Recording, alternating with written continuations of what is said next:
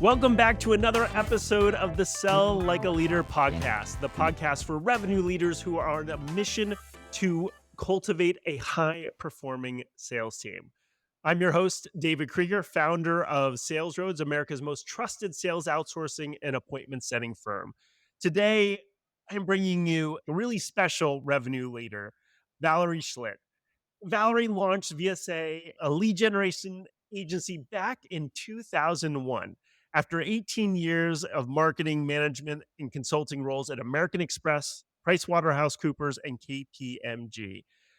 Recently, she sold VSA to Sales Roads, which is part of the excitement for this episode, as she's entering a new life stage while managing a great customer service client that she is still working with, and really spending more time with a special person in her life, her first grandchild.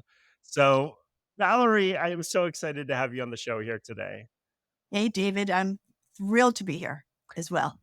Yeah, so I really wanted to have you on because we feel so, first of all, I feel so lucky to have gotten to work with you over the past, 17 years as I built up Sales Roads. You've been a mentor to me, and we've gotten to a place where we have been able to bring our two great organizations together. We've had lots of conversations, but I wanted to bring our conversations to the community today. So, I wanted to start a little bit just with your sales team and how it looked at VSA and what was your philosophy or how you built a high performance sales team within VSA. David, as you already know, because we've had so many conversations during your acquisition of our programs, VSA relies on an infrastructure that has both a program manager and a team of business development reps. We call them business development reps, BDRs. And the BDRs are the ones that are on the phone making the telephone calls, and I'll talk about them in a minute. But it really does a lot start with the program manager, who really gets to know the client's needs inside and out and understands what their metrics are, what their goals are, what they're looking for, what the program is all about, what things can change, what things cannot change, and has accountability for achieving the results, the desired results. The BDRs are just one component of a program, as you obviously know, and they are the engine that just keeps on going, makes the calls. No BDR was ever just on one program, and no program only relied on one BDR. So they got a lot of experience across programs, which we thought allowed them to move on to new programs quickly.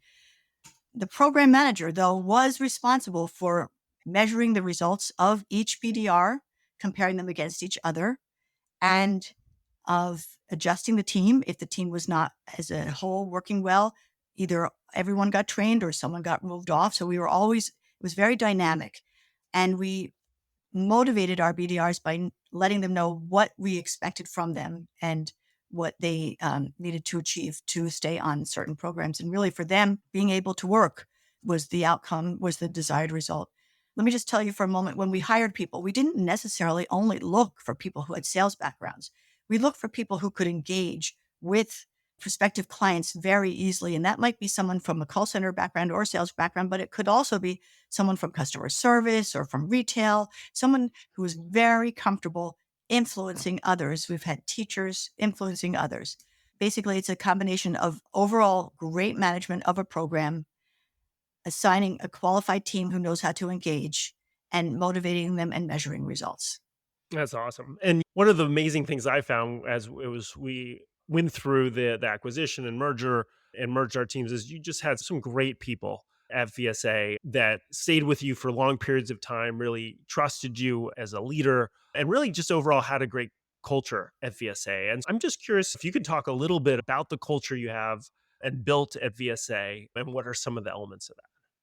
So we actually identified core values, just 4 of them that we had created for VSA, but we did that by looking at the culture that was already there. So we were really lucky somehow and innately, inherently to have built a culture that was responsive to clients and striving to do the very best for clients, but also being very responsible for each other. One of our core values is to be motivational for our clients and for each other.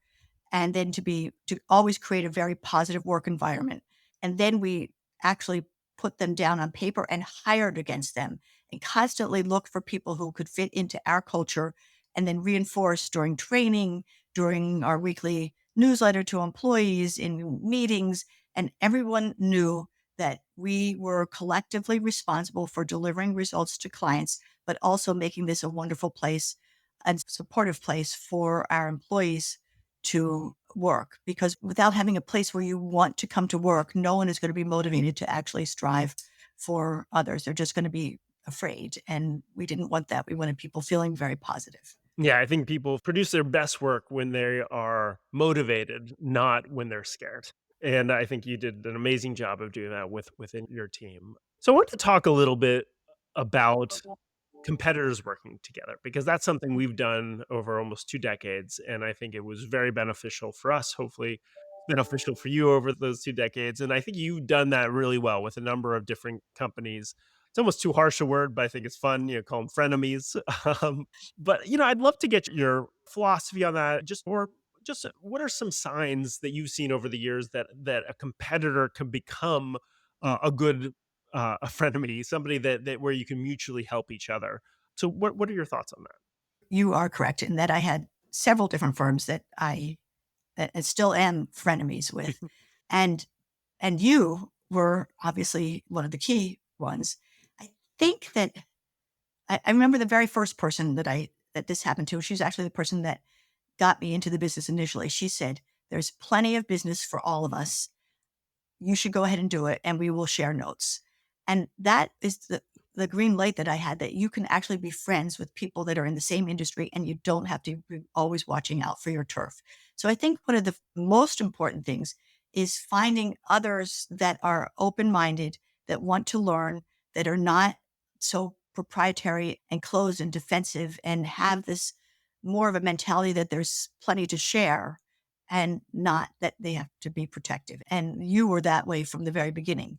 I think it also, people's personality plays a role. Having the willingness to be open minded and to listen to other people, but also having something to share back, and to have the confidence that what I'm sharing is something that would be helpful for sales roles to learn, and vice versa. And I think if I didn't feel that I was successful and forward thinking and moving ahead in our industry, it would have been a lot harder to share with you, and you would not have wanted to share with me. So it's incumbent upon the person that I'm sharing with to be open minded, but also for me as a leader to know that I have something worthwhile to share. And there's so much, as our industry is getting more complex by the day, with all of the technology, different ways of managing people, different ways to actually communicate, and cadences, and where you can get lists, sources. And those are all things that you and I talked about over the years together. Yeah, I think that's so well said. And as you would try to chart those relationships, did you ever feel that anyone was a little hesitant, didn't really have trust in opening up or talking? And listen, obviously, there's things you're not going to be completely open, but just not even to share basic things. And if so, is there any way to overcome that or build that trust initially as you're getting to know some other companies? Definitely, because I definitely have reached out to other organizations who have not become frenemies with VSA or with me. I think one of the best ways to start is to become referral partners. I think it might be how we started. I don't know if that's how we started, but then you get to understand what kind of business the frenemy is willing to accept, and vice versa. And that becomes a trust.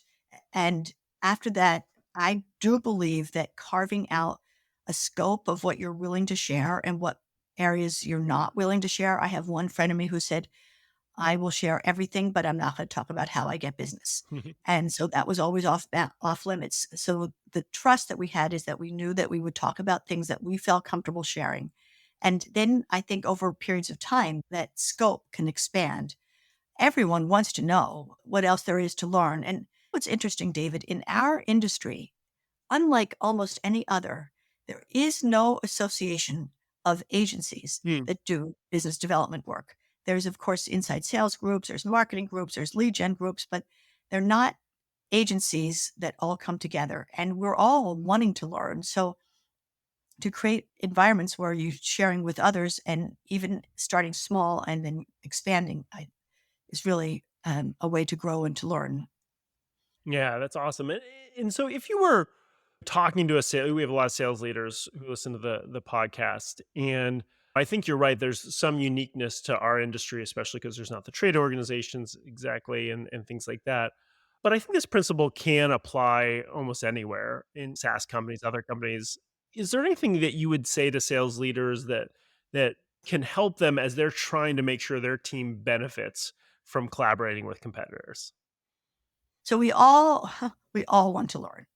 There are so many books about leadership. There's so many books about sales, and we all know how important it is to stay abreast by reading books. But being able to collaborate in a dynamic way where there's one-on-one and give and take and challenges, and then someone coming, for example, if I'm talking with you, you might do something differently than I do.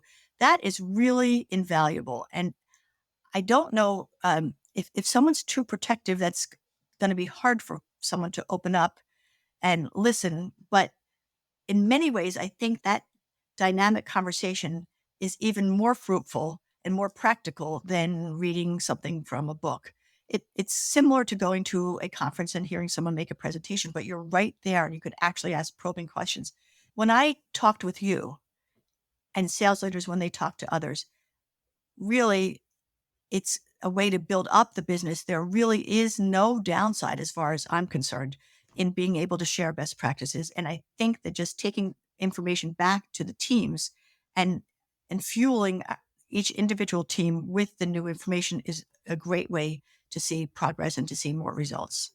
Yeah, I think people are too fearful of the negative ramifications and they are short sighted in how many positive things because the learning you can get from somebody who is in a similar industry, who's solving for the same challenges and problems that you have, can just open up a world of learning because you're learning within your own organization, but there's a certain ways you're doing it. So if another company is doing things in a different way, the things that I've learned from you, from other companies in the industry have put me forward years because we've learned from things we've done well, things, mistakes we've made.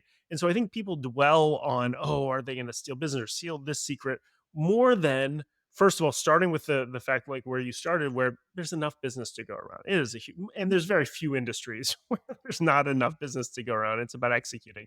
And so if you can learn and also service that industry better, both of you, Yeah. you grow the pie because it becomes bigger for everybody. So I completely agree with that. Are there any ongoing strategies that sales leaders and their team can use to maintain these healthy frenemy relationships, or are there any common challenges that you've run into with these types of relationships after you've gotten over the initial trust phase? So I think what's interesting, I'll just take you and I as an example. We would see something going on in the market, and that would be a discussion point that we would have. A particular firm was doing something that was interesting, or maybe a firm was doing something that we didn't think was really in the best interest of ethics. And then we would have conversations about that. And I really think that's a great way because there's always dynamics in the market, and staying abreast of what everyone is doing, whether they're frenemies or whether they're just competitors, you don't even know them, is important. And using your frenemy as a sounding board is a great way. So that brings together two organizations that have learned something from each other, but then you collaborate against or in observation of some other challenges on the outside and feed each other ideas. I struggle with this. I don't know if you have any thoughts. Are there any? And I don't even know if you put metrics on it, but is there ways that you measure the success of these types of collaborations, or how do you approach that? I don't think that there's an actual metric that Hmm. you could say, well, I succeeded because I made this metric. But I do think that having a certain number of organizations that I reached out to and staying in touch with them on somewhat of a regular basis, and even if that one particular meeting didn't generate great insight, still doing it the next time. Because look what happened with us. There were certain times we probably talked and we talked, and you probably thought, oh, I didn't get anything out of that meeting. And I might have said I didn't get anything. But then there would be others that we got a lot of great benefit. And it's that persistence. So I think the only real metrics is the quantity of firms. I would say at least you should have a handful of firms that you are talking to, and then the cadence with which I meet or you meet with the frenemies. And I would think quarterly or every 6 months would be the minimum. And then the ultimate success metric, you join forces like we did. Absolutely. Really, truly, that would not have happened had we not built a trust over all of those years. Really, that is what happened. And we actually learned, or I learned, that you have such a common focus on culture as we do, and the way that you treat your employees, which basically is culture. I would not have known that had we not been talking all the time. And I Yeah. respected you too. I respected the results that you produce for your clients. And I wanted to have our clients go to an organization that would produce for them. That was really important to me. Yeah. And I think that on a sort of final note with all this, I think a lot of times people play short games. And I think there's a lot of short term things that were beneficial from our relationship and talking throughout the years. But a lot of times it's the long game. It's building deep relationships. And that's how you ultimately build deep trust between people and are open to making like moves like we did. And so, I think at the end of the day, every business, everything in life revolves around building relationships. And if you build good, strong relationships with good people, good things will happen. And so I really, Absolutely. feel Yeah, fortunate for our relationship, Valerie, over the years. And that's what led us to today. absolutely. Yeah, you got it. So with that, I've got to start our rapid fire questions. So I've got a few questions I ask each of my guests. So what is one thing people don't give enough value or attention to in leadership? One thing is the trust that needs to be built between the leader and the people in the organization. I think trust is really very important. What's one skill you advise everyone in sales to master? Listening and really trying to hear what the prospect is saying and be able to respond accordingly. Favorite quote, mantra, or saying that inspires you as a sales leader? If you're not making mistakes, you're not doing anything. And that was by John Wooden, who was a basketball coach. Someone once said that to me, and that stuck with me because I am such a believer that the best way to learn and grow is to make the mistake yourself. Love it. What is the most important goal or project you're working on right now? You said it in the beginning. It is becoming the best grandmother I could Hmm. possibly be. And I have metrics for that. Oh, such good. It's all in Excel. You have your KPIs and can evaluate yourself every month. Oh, I love it. Valerie, this was awesome. Thank you so much for taking the time here to jump on the podcast. I love the conversation. I've always loved all of our conversations. And so I know most of the time you are a grandma these days, but if somebody wants to connect with you or ask you any questions about what we talked about today, is there a way they could reach out to you? No, I should make that clear. I am still working. I'm only a grandmother 2 days a week. And you can always get me at my email, valerie.schlitt@vsaprospecting.com. And my number, 856-240-8100. I'd love to hear from anyone. Well, thank you again, Valerie. And thanks everyone for listening to another episode. If you like what you heard here, please subscribe to us on your platform of choice. And you can always reach out to me. I'm active on LinkedIn. Love to hear from you. Thanks so much. Thanks, Valerie. Bye.